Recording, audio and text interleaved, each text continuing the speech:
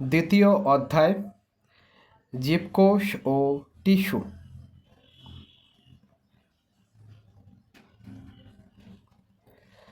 আগের শ্রেণীতে তোমরা জীবকোষ সম্পর্কে ধারণা পেয়েছিলে।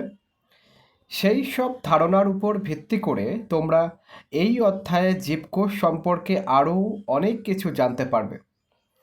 সাধারণ অণুবীক্ষণ যন্ত্রে দেখা একটি জীবকোষ আর ইলেকট্রন অণুবীক্ষণ যন্ত্রে দেখা ওই একই জীবকোষের গঠন কি একরকম? এই অধ্যায়ে তোমরা এই ধরনের প্রশ্নের উত্তরও খুঁজে পাবে।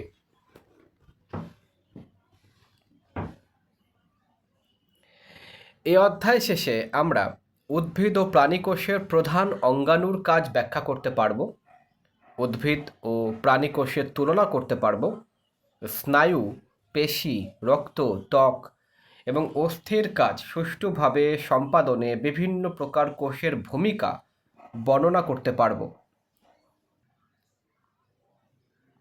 জীবদেহে কোষের উপযোগিতা মূল্যায়ন করতে পারব, উদ্ভিদ টিস্যু ব্যাখ্যা করতে পারব, প্রাণী টিস্যু ব্যাখ্যা করতে পারব, একই রকম কোষ সমষ্টির ও একই কাজ সম্পন্ন করার ভিত্তিতে টিস্যুর কাজ মূল্যায়ন করতে পারব।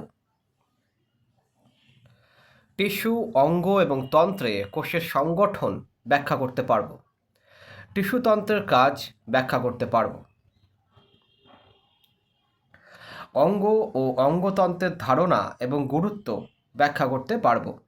অণুবীক্ষণ যন্ত্রের সাহায্যে উদ্ভিদ কোষ, পেঁয়াজ ও প্রাণী কোষ মুখের অভ্যন্তরের আবরণী কোষ পর্যবেক্ষণ করে চিহ্নিত চিত্র অঙ্কন করতে পারব। উদ্ভিদ ও প্রাণী টিস্যুর চিত্র অঙ্কন করে চিহ্নিত করতে পারব।